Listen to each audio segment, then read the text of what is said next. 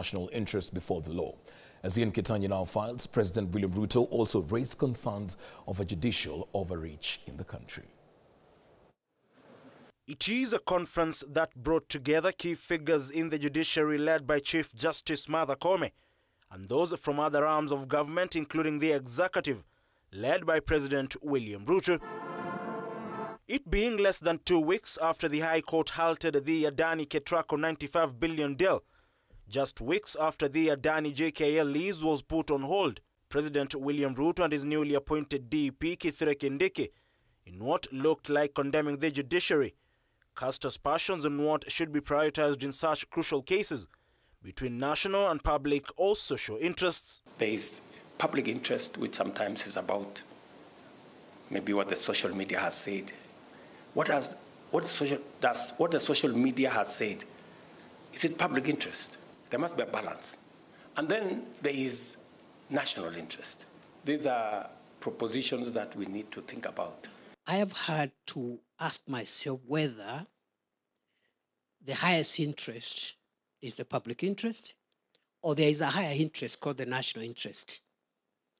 Because the public itself could hurt the national interest. The sentiments came just days after the Supreme Court of Kenya set aside the decision of the Court of Appeal that declared the Finance Act 2023 unconstitutional. President Ruto took the opportunity to note that indeed elections are not a mere charade, questioning whether the courts consider campaign manifestos in making rulings. His concerns coming amidst a litany of litigations to halt government projects, including the new university funding model, affordable housing, and the Social Health Insurance Fund. What happens, for example, with a government that has been elected on the basis of a manifesto? What is the place of a manifesto? A program that has been voted for by millions of Kenyans alongside a candidate and a party. What weight does the court put whenever there is a challenge on a manifesto? The head of state was speaking at the 12th anniversary of the Supreme Court and in what seemed like poking holes into the judiciary, raised concerns over judicial overreach, questioning who will intervene in such instances while underlining the importance of separation of powers, checks and balances. There is an equally very high responsibility on the part of the judiciary to restrain itself, and I think the Chief Justice here said so, to restrain itself on matters that are in the purview of other arms of government. And there is a remedy for executive overreach, because the judiciary will do something about it.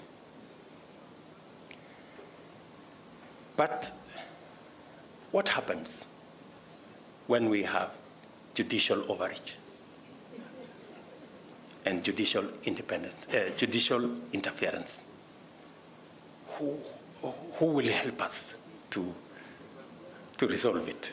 Chief Justice Martha Koome and Justice Njoki Ndungu also underscored the need to uphold judicial independence. Ian Kitanya, K24 TV, Nairobi.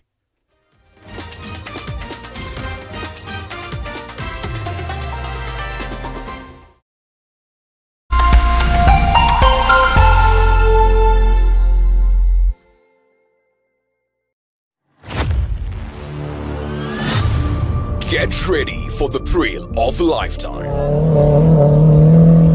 Come and be part of Betika RX Fest as from Saturday the 9th to Sunday the 10th of November 2024 at the Kasarani Sports Stadium.